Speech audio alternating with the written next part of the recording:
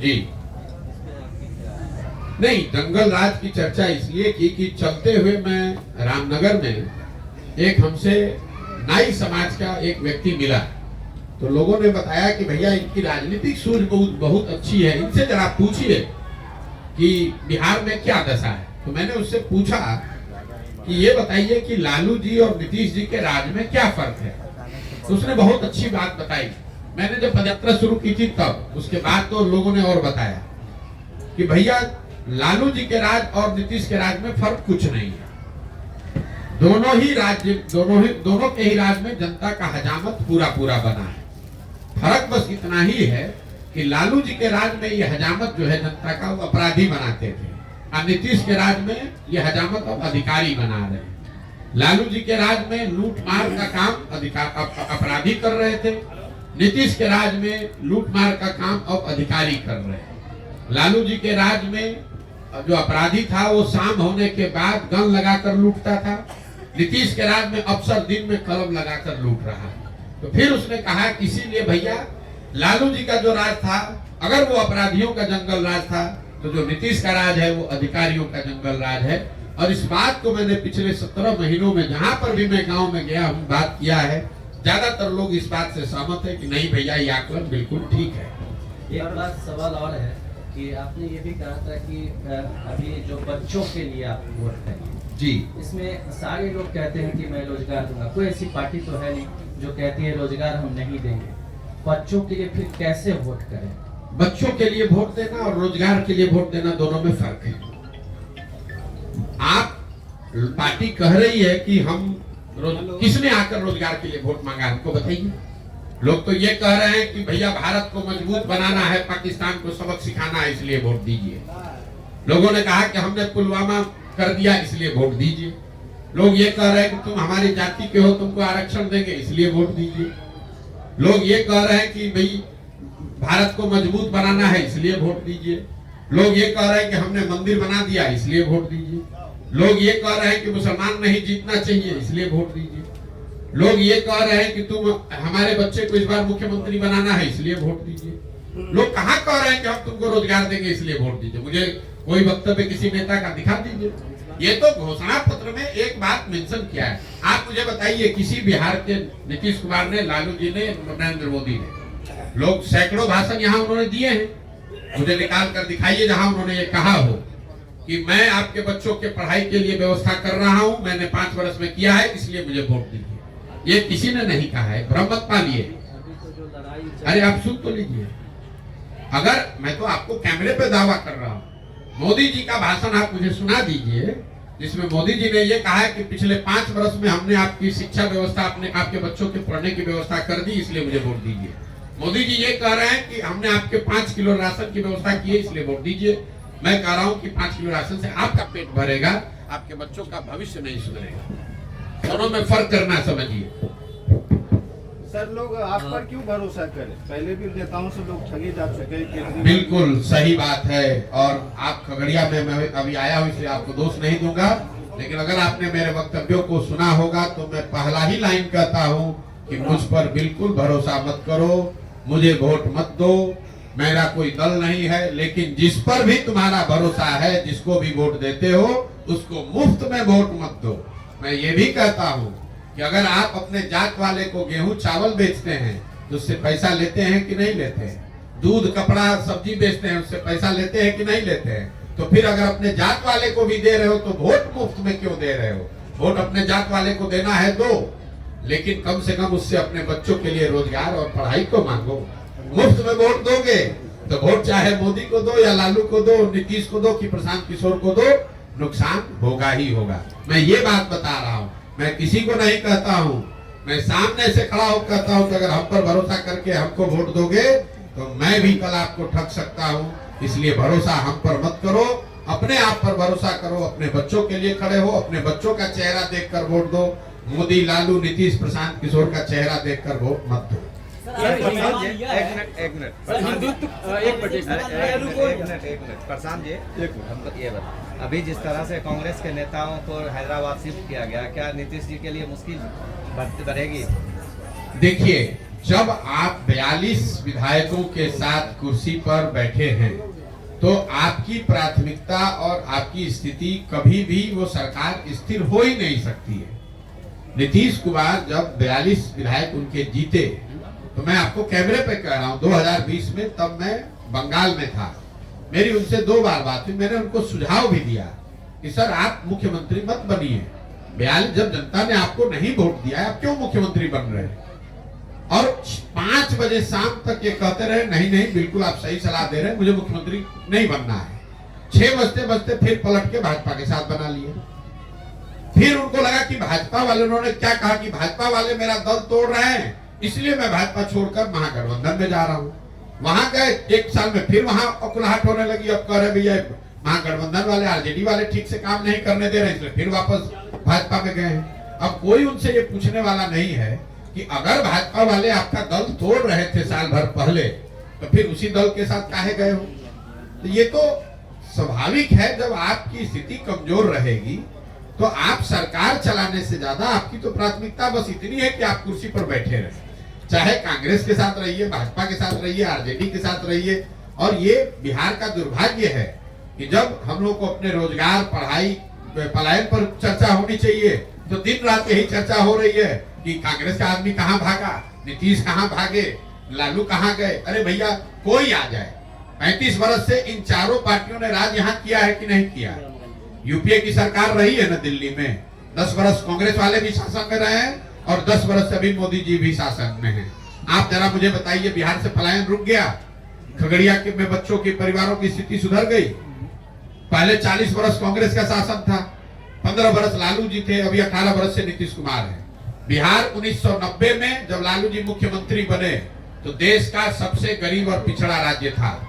2005 में जब लालू जी हटे, नीतीश कुमार मुख्यमंत्री बने तो भी देश का सबसे गरीब और पिछड़ा राज्य बिहार था। और आज 2023-24 में भी देश का सबसे गरीब और पिछड़ा राज्य बिहार ही है। हम लोग 28वें पर जो 1990 से पहले आए हैं, आज तक 28वें नंबर पर ही है, 27 नहीं हुए। सर हम पूछ रहे हैं पद यात्रा का जो है, सुना जाए सर, कहाँ से भी बिहार के युवा को तीनों पद यात्रा का जो आप कार्यक्रम कर रहे हैं, 17 महीना जो चल दिए और फिर आगे तक कार्यक्रम साल भर का है, इसका रिजल्ट क्या निकलने वाला है ये मैं जानना चाहता हूँ। रिजल्ट ये निकलने वाला है कि बिहार की जनता जो इन सारे दलों से त्रस्त है वो मिलकर एक नया दल बनाएगी। और मेरा ऐसा मानना है कि पदयात्रा के प्रभाव से समाज में एक बड़ा वर्ग खड़ा होगा और वो उन लोगों का चुनाव करेगा जिन पर उनका भरोसा होगा, जो उनके बच्चों के लिए, जिनको सुधारने, जिनके पास समाज की नजर में बिहार को सुधारने के लिए, उनके बच्चों के बेहतर भविष्य के लिए न सिर्फ जज्बा और नियत होगी बल्कि उनके पास उसको सुधारने का एक कार्यक्रम भी होगा। आज आप नीतीश कुमार, लालू यादव या अन्य पार्टियों के बारे में आप बोल रहे हैं ये योजना चल रहा है, ये योजना चल रहा है, लेकिन हम ये क्यों नहीं कहेंगे आप हजमौला देने का काम प्रशांत किशोर ही करते थे। अगर आपका सवाल पूछने का लहजा तो बड़ा अजीब सा है, लेकिन अगर आपका ये कहना है कि पहले हमने उनकी मदद की है तो आज उनका विरोध क्यों कर रहे हैं, ये जायज सवाल है। लोग सवाल आप, मैंने 2014-15 में नीतीश कुमार की मदद की थी, लेकिन 2014-15 के नीतीश कुमार में और आज के नीतीश कुमार में जमीन आसमान का फर्क है। मान्यवर, 2014-15 में जिस नीतीश कुमार की मैंने मदद की थी, ये वो नीतीश कुमार थे जिनके बारे में बिहार में एक बड़ा वर्ग मानता था कि ये आदमी बिहार को सुधारने की दिशा में काम कर रहा है, सुशासन बाबू उनको कहा जाता था। आज जिस नीतीश कुमार का मैं विरोध कर रहा हूँ, पूरे बिहार की जनता मान रही है कि इस आदमी को प्रशासन सुशासन से कोई मतलब नहीं है, अपने कुर्सी से मतलब है और इनका राज सुशासन का राज, सुशासन न होकर अपराधियों का जंगल राज है। 2014-15 में जिस नीतीश कुमार की मैंने मदद की थी वो नीतीश कुमार थे जिनका दल लोकसभा 2014 के चुनाव में नीतीश कुमार नहीं हारे थे, उनका दल हारा था। उनके पास 117 विधायक थे, लेकिन नीतीश कुमार ने राजनीतिक मोरालिटी के नाम पर पद से इस्तीफा दे दिया। आज जिस नीतीश कुमार का विरोध कर रहा हूं वो नीतीश कुमार है जो चुनाव हार गए हैं। 42 विधायक लेकर जुगाड़ लगाकर, कभी भाजपा का हाथ पकड़कर, कभी लालटेन पकड़कर कुर्सी पर चिपके हुए। और सबसे बड़ के बाद जिस नीतीश कुमार की 14-15 में मैंने मदद की थी, मैं वो नीतीश कुमार को जानता था जो गैसल पश्चिम बंगाल में जब रेल दुर्घटना हुई जिसमें करीब करीब 300 लोगों की मृत्यु हुई थी, उस रेल दुर्घटना के बाद नीतीश कुमार ने पद से, रेल मंत्री पद से इस्तीफा दे दिया। जब उन्होंने इस्तीफा दिया, वाजपेयी जी ने इस्तीफा को स्वीकार नहीं किया, तो नीतीश बाबू ने बयान दिया था कि जब हमारे कुर्सी पर रहते हुए 300 लोगों की मृत्यु हो गई तो मैं इस कुर्सी पर कैसे बैठूंगा। मैंने उस नीतीश कुमार का मदद किया था। जिस नीतीश कुमार का विरोध कर रहा हूं, ये वो नीतीश कुमार है कि कोरोना काल में हजारों बिहार के बच्चे, उनकी बलि चढ़ गई, उनकी दुखद मृत्यु हो गई, लाखों बच्चे मारे मारे फिर रहे थे। कोरोना पूरे देश पर संकट था, लेकिन जितना बड़ा संकट बिहार के लोगों को, बिहार के बच्चों को झेलना पड़ा, उतना बड़ा संकट किसी पे नहीं आया। और उस दौर में नीतीश कुमार 1 महीने तक अपने घर से बाहर नहीं निकले, इसलिए उस नीतीश कुमार का विरोध कर रहा हूँ। और सबसे बड़ी बात जो आप अंत में समझ लीजिए, जिस लोकतंत्र में हम लोग रहते हैं, लोकतंत्र में 5 वर्ष में चुनाव होता है। क्यों? ये इसलिए होता है कि लोकतंत्र और संविधान आपको ये बताता है कि जिस दल और नेता, विचारधारा जिस पर भी आपका भरोसा है, आप उसके साथ खड़े होइए, उसकी मदद कीजिए, उसको वोट दीजिए। लेकिन वो वोट, वो भरोसा 5 वर्ष के लिए है, जिंदगी भर की बंधुआ मजदूरी नहीं है। अगर आपके दिमाग से मैं चलूं, तब तो एक बार आपने वोट दे दिया तो जीवन भर के लिए वही आदमी रहिए, चुनाव कराने की जरूरत क्या है। महोदय, आप तो लोकतंत्र ही खत्म कर देंगे। एक बार आप दे दिए वोट मोदी जी को, तो फिर चुनाव का, फिर वोट बदलने का अपने अधिकार ही खो दिया आपके हिसाब से। तब तो एक बार मोदी जी बन गए प्रधानमंत्री, अब काहे के लिए वोट देने जाते हैं। और अगर मोदी जी ने काम नहीं किया, आपने वोट दूसरे को दिया, तो इसका मतलब क्या आप धोखा कर रहे हैं? आप धोखा नहीं कर रहे हैं, ये नागरिक होने के नाते आपका कर्तव्य है। इसी से लोकतंत्र चलता है। जब कोई अच्छा कर रहा है या आपका उस पर भरोसा है, तो आप उसके साथ खड़े होइए। जब वो अच्छा नहीं कर रहा है, तो जितनी ताकत से उसकी मदद की है, उतनी ही ताकत से उसको धक्का देकर बाहर भी हटाना, ये नागरिक की जिम्मेवारी है। हिंदुत्व के नाम पर, एक मिनट, हिंदुत्व के नाम पर वोट देने वाले जनता को आप कैसे काउंटर करेंगे जो विकास के मुद्दे को प्राथमिकता नहीं देती? मेरे भाई, ऐसा है, ये आपका भ्रम है कि हिंदुत्व के नाम पर या जाति के नाम पर ही वोट पड़ता है। मैंने शुरू में ही कहा, वोट 4 महत्वपूर्ण बिंदुओं पड़ते हैं, उसमें एक हिंदुत्व भी फैक्टर है। पूरे देश में 80% हिंदू रहते हैं। पिछले बार जब लोकसभा का चुनाव हुआ, भाजपा को इतनी बड़ी जीत मिली, तो भाजपा को कुल 38% वोट मिला है। 80% हिंदुओं के देश में अगर भाजपा को 38% वोट मिला है, इसका मतलब है कि आधे से ज्यादा हिंदुओं ने भाजपा को वोट नहीं दिया। तो काहे आप बेकार घबराए जा रहे हैं? आप कह रहे कैसे काउंटर करेंगे? हम काउंटर ऐसे करेंगे कि जो हिंदू भाजपा को वोट नहीं कर रहा है, उसको कहेंगे कि तुम आओ और इस नए विकल्प में जुड़ो। और उसके साथ साथ जो हिंदू भाजपा को वोट दे रहे हैं, उनको भी कह रहे हैं कि तुम हिंदू होने के नाम पर कितना दिन वोट देते रहोगे, अपने बच्चों के लिए, रोजगार और पढ़ाई के लिए वोट करो। प्रशांत जी की नजर में बिहार में नया विकल्प क्या है? नया विकल्प बिहार के लोगों के द्वारा मिलकर बनाए जाने वाला वो बनाए जाने वाला दल है, जो यहाँ बिहार में सही मायनों में जनता का राज कायम करे और लोगों को ये जो राजनीतिक बंधुआ मजदूरी है, जहां लोग भाजपा के डर से लालू और लालू के डर से भाजपा को वोट देने के लिए बाध्य हैं, इस राजनीतिक गुलामी से, राजनीतिक बंधुआ मजदूरी से बाहर निकालें, ये मेरा रास्ता है। क्या लोकसभा चुनाव से पहले पार्टी का अनाउंस करेंगे प्रशांत किशोर? क्या लोकसभा चुनाव से पहले हमने एक बार जो बात कह दी, उससे हम डिगेंगे नहीं।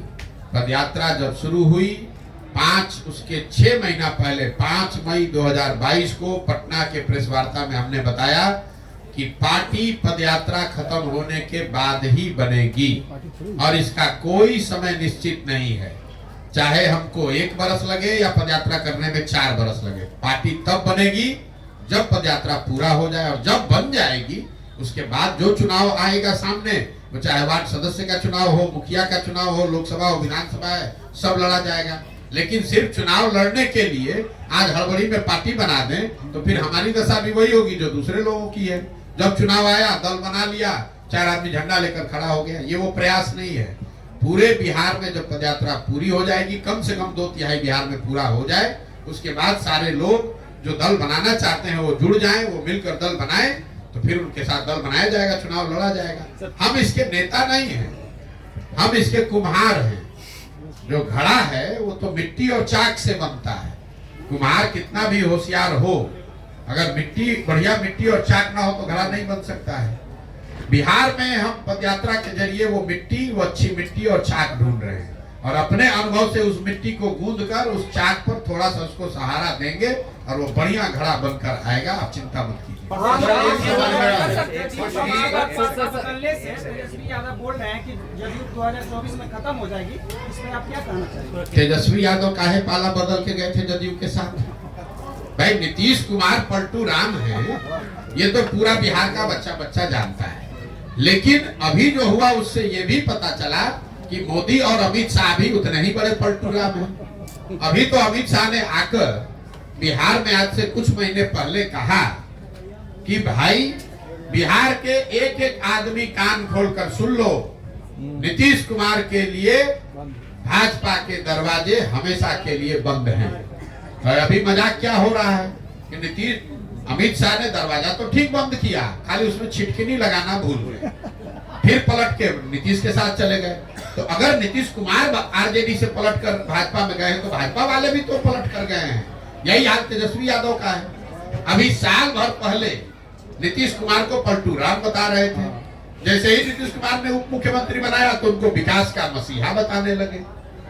जब विपक्ष में थे तो उनको शराब में उनको माफियागिरी दिख रही थी।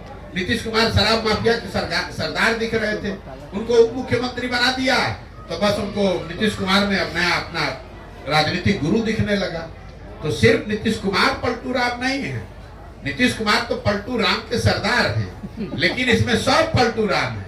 मुझे ये बताइए भाजपा के लोग इस श्रेणी में तो सम्राट चौधरी भी आते हैं। भैया भाजपा के सम्राट चौधरी क्या विशाख है समाज? भाई आप मैं अमित शाह की बात कर रहा हूँ। तब भाई नीतीश जी ने, मैं आपको एक और बात बताऊं, नीतीश जी ने विधानसभा में एक बड़ा वल्गर स्टेटमेंट दिया था महिलाओं को लेकर।